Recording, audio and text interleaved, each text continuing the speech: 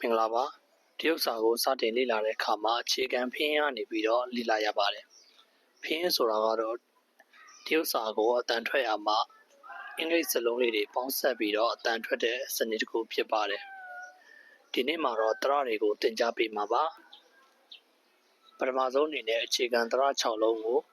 အရင်ကြည့်ရအောင်တရတွေကိုဘယ်လိုခေါ်လဲဆိုတော့ရွင့်မှု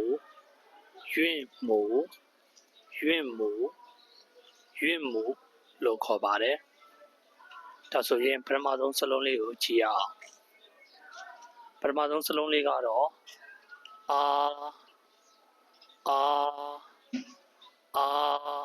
ပါးစပ်ကိုကြဲကြဲဟပြီးတော့ထွက်ပါမယ်။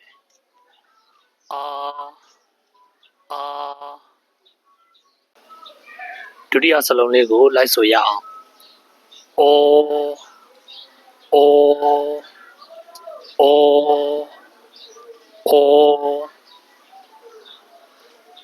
တတိယစလုံးကိုလိုက်ဆိုရအောင်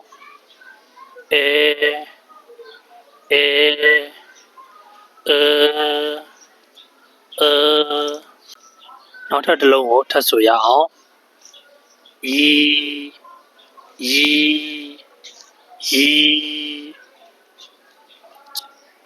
နောက်ထပ်တစ်လုံးထပ်ဆိုရအောင်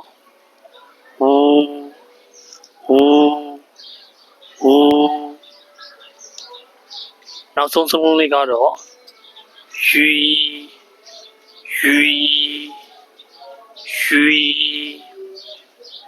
ဒီ6လုံးကိုနောက်ကနေတစ်ခေါက်ချင်းစီလိုက်ဆိုပေးပါ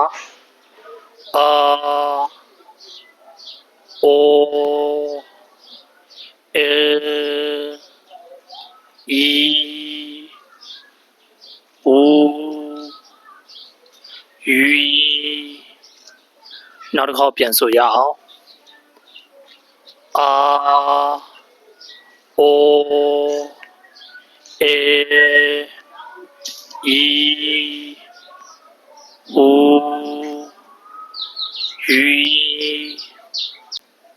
အခုဒီ6လုံးကိုအလွတ်ချက်ထားပေးပါ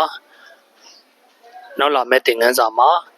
ဒီ6လုံးကနေပြီးတော့ဆင်ပွားပြီးပေါင်းဆက်လာမယ့်တရတွေကိုထပ်ပြီးတော့လေ့လာပါမယ်